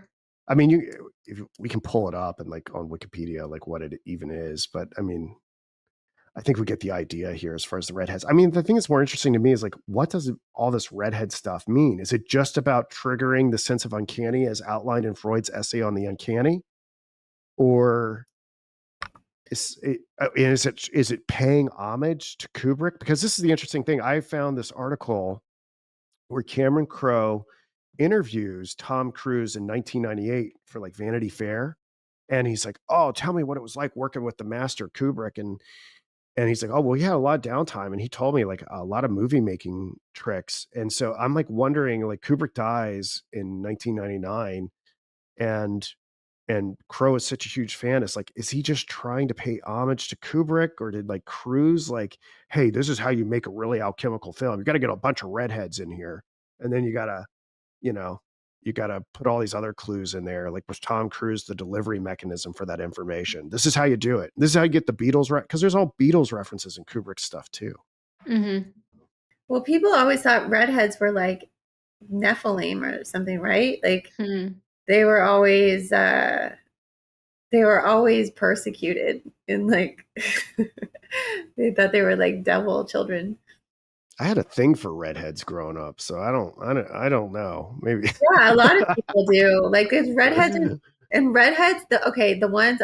Do you consider yourself redhead, Jordan? Not really. It In depends on the certain light. light. Yeah. Like the redheads I know, like actual redheads, were always super sexually promiscuous. Like they totally matched the stereotype. Like in real life, like that. Those were some of my first like real life experiences of being like, oh yeah, that one. She's we're waitresses and she's a stripper and Thanks for pre-qualifying me too before you. It's like, before you got into it. yeah. What if she had said yes? Well, but she's not like the full on like she's Auburn. I would say you're Auburn, but yeah, the redheads I knew that were like real redheads were always crazy. And they also require a higher amount of anesthesia because you can't put them under as easy. So maybe there's that. Like in terms of we're talking about lucid dreaming. Interesting. Like they're not as easily taken into the dream. Yeah. That's interesting. Ooh, that is interesting. I've really only thought about it from a statistical and probability perspective. I hadn't thought about it in any other way. I just remember that being the news, like redheads need extra anesthesia because like you can't put them under that easy. They're like biologically different humans than the rest of us. That's good. All right, should we go to the next one? Yeah. So this is just an example. There are many more. I mean, this is just an example of more redheads in Eyes Wide Shut. And, a literal redhead. Yeah. I mean, Tom Cruise is like married to a redhead at this time. So,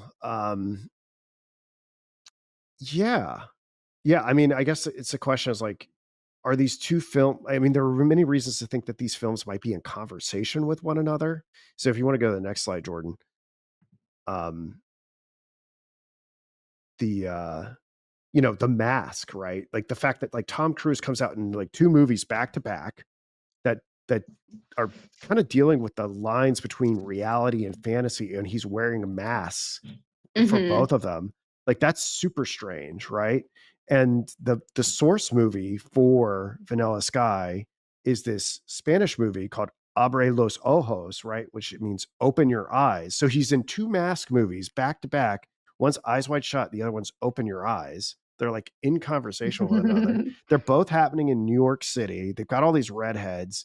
So are these just synchronicities, or is like just like, okay, someone's like, you do that and then I'll do this and we'll keep disclosing or something? I don't know.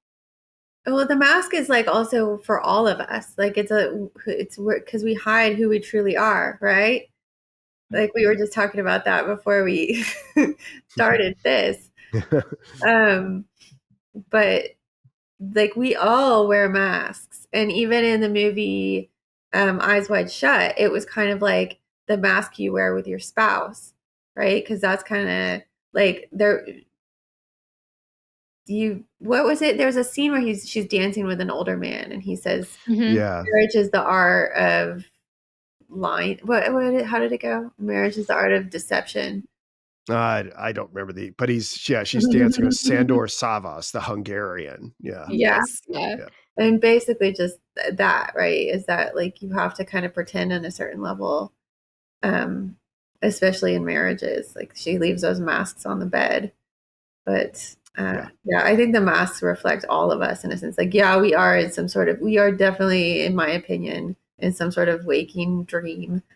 And also we do wear all sorts of masks. I even now I'm like, oh, I can't put that on my Facebook, right? Like that's reserved solely for Twitter. Yeah. Yeah. I just had to delete Facebook. I was like, clearly I'm not Talking about masks, the freaking face. Yeah. Yeah. Okay. So yeah, I mean, perhaps there's nothing like strangely synchronistic. It's just that like Crow's like, okay, I have this opportunity to work with Tom Cruise and I'm going to try to sync it up and communicate certain messages that were also in Eyes Wide Shut into my own film. And just I mean, the thing is, if like Crow did this, like, I don't know a lot about Cameron Crowe as a director. I think he did Almost Famous like right before this. Like, I don't understand how he was able to make the film and then make sure every scene had all these clues in it. Like I don't know, is there like a staff of people who's like, okay, we got to make every scene like Sergeant Pepper's and like include all these references or whatever. Like making the film just like coherent is hard enough. And then like putting clues in there that like I will pick up on like after like the 12th viewing. Who knows what I'll see like how does he have time? Like, I mean, is Cameron Crowe a genius? Is that just what I have to say? Like, he has a 215 IQ, and I just can't understand that. No, I think all things are happening through the spirit before they happen in the material, and like all things are coming through. Everything, it's all inspiration. It's all happening through the spirit. I mean, maybe he's a genius, and maybe he like came up with every detail. That to me seems like impossible. I feel like that's how it works in everything in this matrix, like names of corporations and like companies and stuff like that came through like a higher dimension and was planted here for clues for us. But it's too much. Like there's no way any real functioning human could like put that much detail in everything they do. I mean, the only way to really do that is if you spend like a decade making a film or writing a book or something like that. That's understandable to me.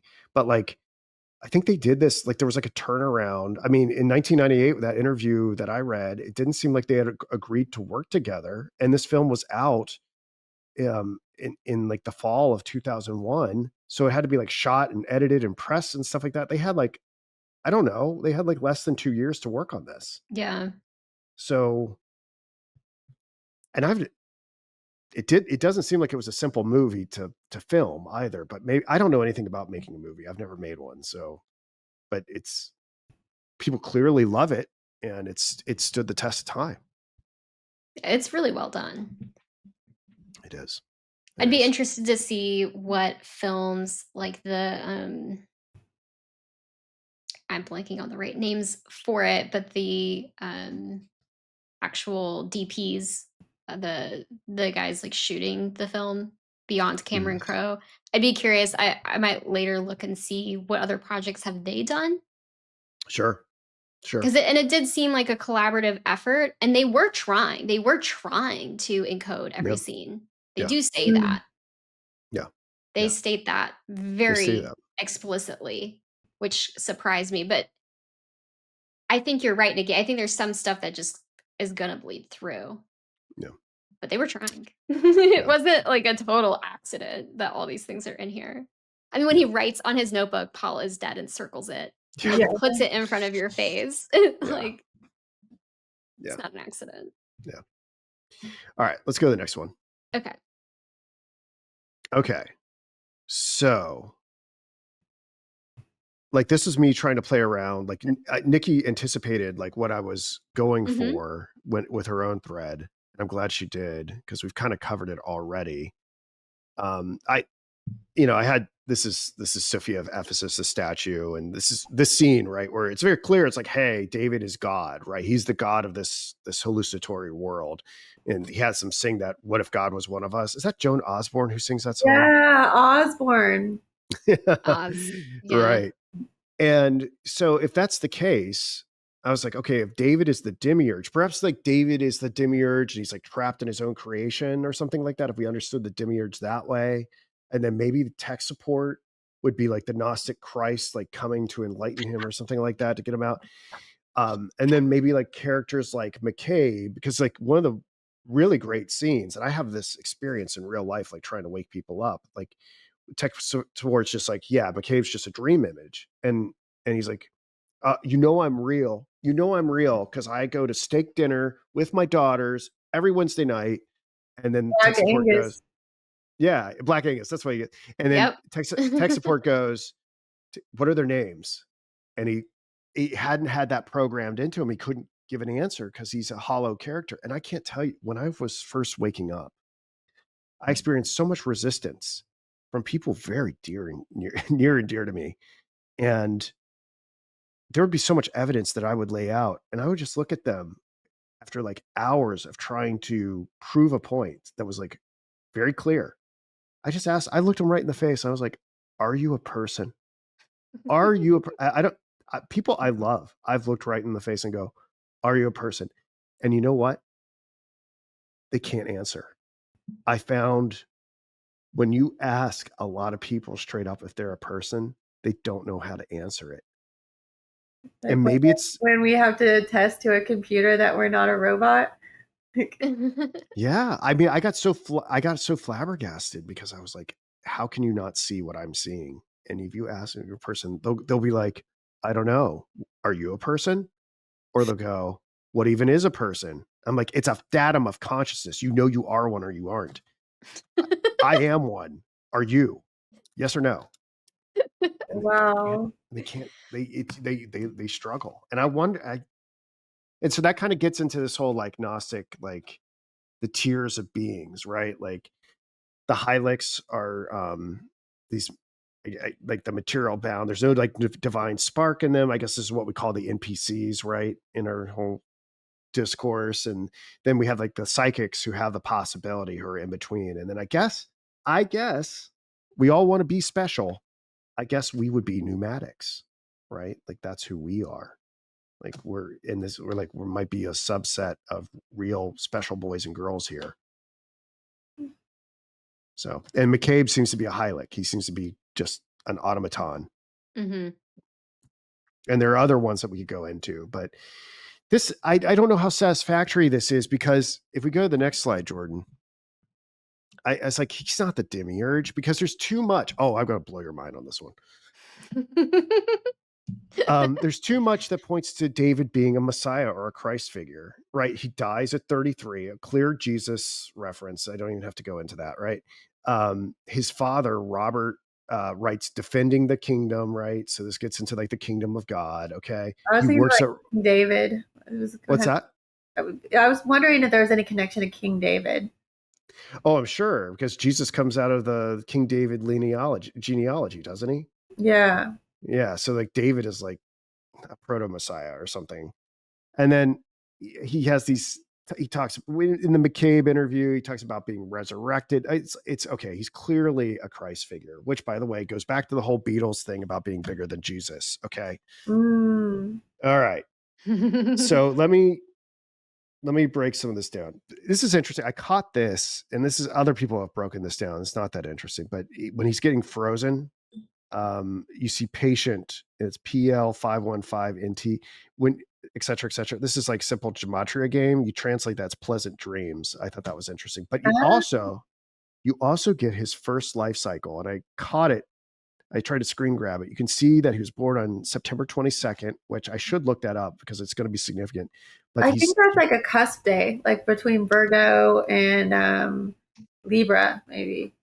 And we know his birthday is super important because he has his 33rd birthday in the film, right? And he brings ice to his own party. Did you know? Yeah, because it's foreshadowing that he's on ice, right? Like, yeah. And oh, I lost my pen. But you can see that he dies on the day after Christmas, 12/26. So that's going to be kind of important for this. So, oh, interesting. So what happened on 12/26? Well, on 12/26, 1965, Paul McCartney got into a moped accident. Okay. And he disfigured his face.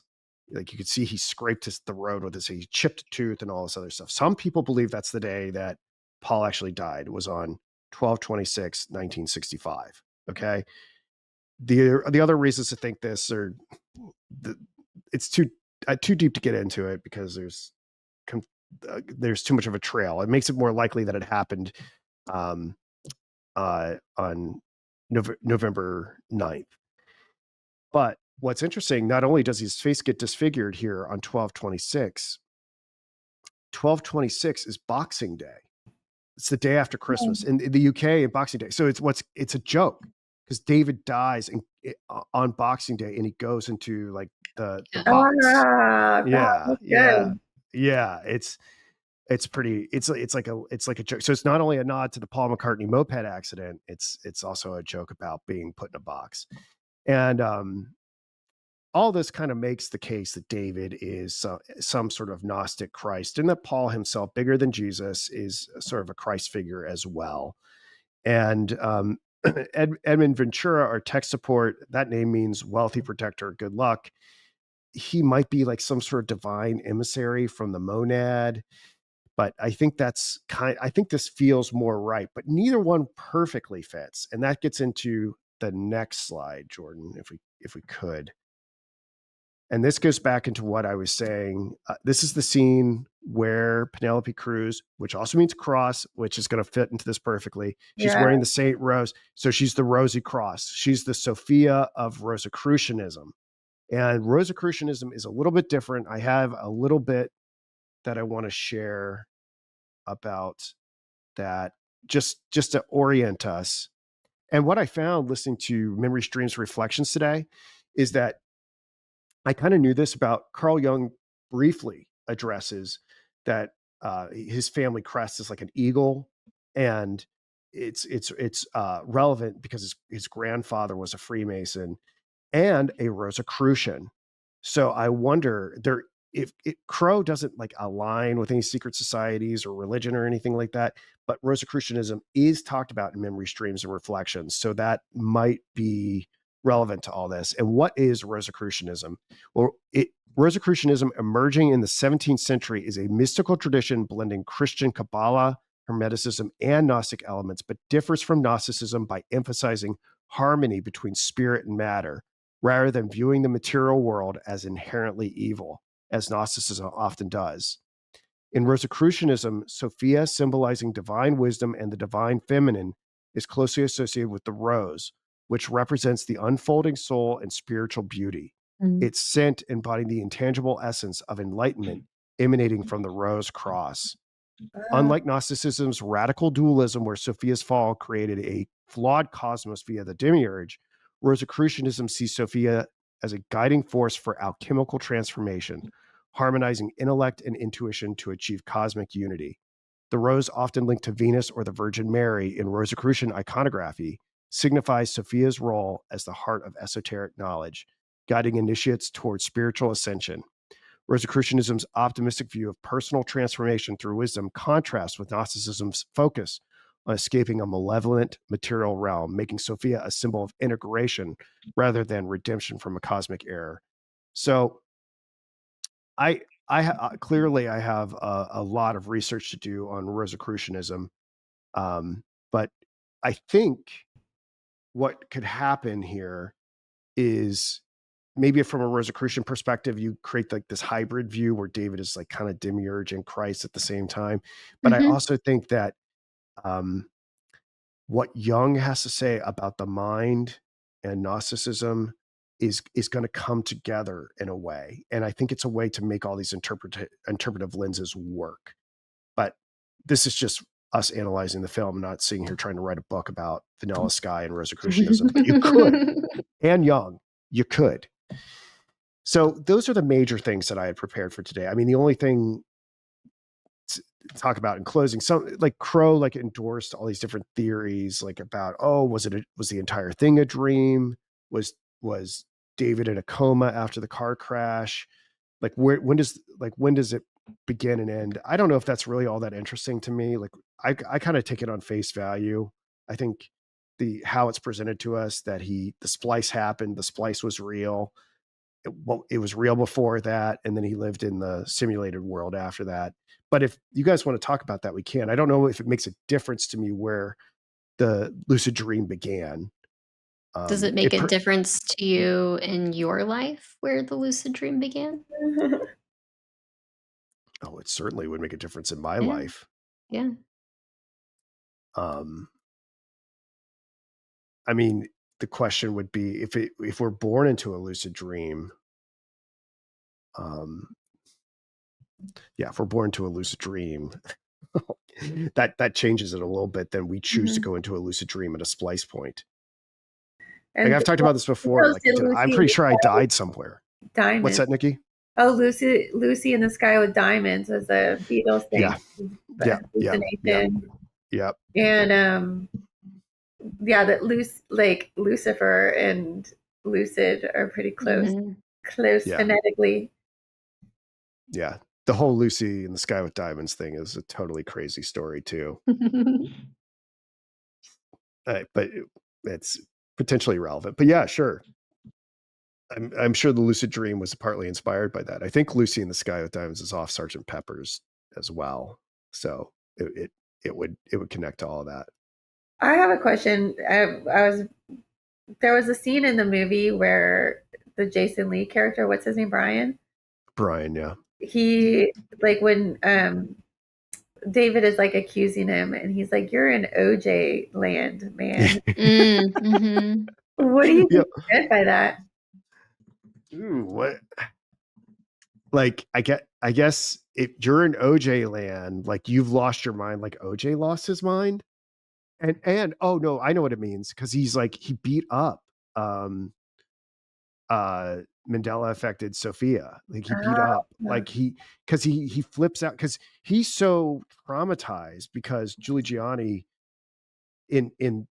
prior to the splice, right? She kills herself and tries to kill him, and he's so disfigured. Supposedly he responds violently to Julie being in his bed, because he calls the cops or something like that. And then the lawyer has to break him out, and everybody's switched. All the players have switched and say, no, look, Sophia is now Julie. And he's losing his mind. So he's like, they're gaslighting him, saying he's crazy. And he killed her with a pillow, if you think about that. And if you want to go back to COVID and our My Pillow guy who took the front center stage. Yeah, it's where we get gaslit all the time. Like, this is not normal that the My Pillow guy looks like the freaking Undertaker. Like, I'm not gonna let you guys gaslight me and tell me that this isn't like totally batshit crazy. Killed with a pillow, the is like a nice way to like snuff someone to sleep, right? Like that's like a little good night, kids. And we got that right before our Sleepy Joe president on the January 6th inauguration or whatever. Not the January 6th, like most common day to die. Attack on the Capitol, yeah, no, it's wild. Is there anything to like OJ, like orange juice? That's where I was. Yeah. Well, I have that whole orange juice story. It's like, it's color coded, right? Right. It's color coded. And we don't like to talk about. Orange relates to dream, based on my research. Interesting. It relates to dreams, time, hazards, and prison. Yeah. Oh yeah, it does, right? Like the orange is the new black, right? Yeah, that is interesting. That's cool. Man, I think we went crazy on this. This is good. Yeah. Are we going to be allowed to publish this one? Your internet didn't cut out. Yeah, we're going to publish it. Yeah, that's been a thing. The last couple of presentations, I keep getting kicked off. It's like, it's trying to spook me. I had an internet blackout day, like on Monday this week. Yeah, that's right. That was good. Thanks for doing this with me, guys. I mean, it does fit well with our conversation on the Great Divorce, because it's like this idea that people don't know that they're dead, right? David doesn't know that he's dead, or in this suspended state. I don't know. It's so weird to just go around telling people like, "Yo, yeah, we're dead." And like I think both Nikki and I are getting a little bit more emboldened. I've noticed that you're a little bit more emboldened to say it on Twitter, and I'm just like, yeah, that's probably what's going on here. But it's like a weird position as like people who identify as Christians. Like, how are we? I haven't quite figured out how Let I'm going the to make dead this bury story. the dead. Like, Yeah. didn't that verse always make you be like, what the fuck was he talking about? What does that mean? Mm. And people are like, Well, I oh, always, spiritually yeah, dead. That just means they're not. And I'm like, I don't know. Are you sure? Like, how? I don't think that makes any sense. So there's that as a Christian. Like, there is that. No, there literally is that. quote Christ. And Christ also relates to sleep as the dead as sleep, right? When they're like, oh, the little girl, she died. And he's like, she's not dead, she's just sleeping. Yeah. So there is like very much like metaphorical Mm. connections between death and sleep. There is. And I kind of think of really that is. with Gemini too, because we sleep, like we go to bed every night. And so we kind of like die every night and come back. That's Like in terms of like spending half our life in the underworld, half our life in the. I mean, this well, sure that's it ain't Mount Olympus, but yeah. something. What even is sleep? What even is our dreams? I mean, I'm someone who struggled with sleep in a major way over the past 5 years, if not longer. And it's interesting that you mentioned it's like dying. I've always because sleep was such a struggle for me, I started to view it as death. Like, oh, I can't wait to go and die in my bed tonight. Like, yeah, I did no, I really I know. it made me I know. hate sleep. It made me hate sleep. And I wasn't even really dreaming. I'm starting to get some dreams now, especially when I take melatonin, but Yeah, wonder about pineal that. clear. Yeah. Yeah. Mm. Oh, I love me some pineal clear. Yeah, I know. All right. All Make right. my dreams crazy. Yeah, I don't know if I would phrase it that way. Like, I don't think I actually disagree with y'all, but like, I wouldn't phrase it as I'm dead. Like, that just doesn't resonate for me. But I also don't think life is what most people think it is. And I've remembered experiences dying. Like, those memories feel just as real to me as memories from last year. So, That yeah. sounds fair. She's Yeah. still got a little life left in her, Luke. Me and you are like, yeah, we're tired, put beat us out the down. we need to be taken behind the shed and shot. Yeah. Ugh. If I'm not Ugh. dead, I'm ready to be. I might be tech support. Yeah. Yeah, no, that's true. That's true. That's true. All right. I gotta get on the treadmill and stave off death for a little bit longer. Great. All right. Great. Well, this Hey, was great. thanks for doing this with me, guys. Yeah, Yeah. thank you guys. Thank you very All right. much. That was fun.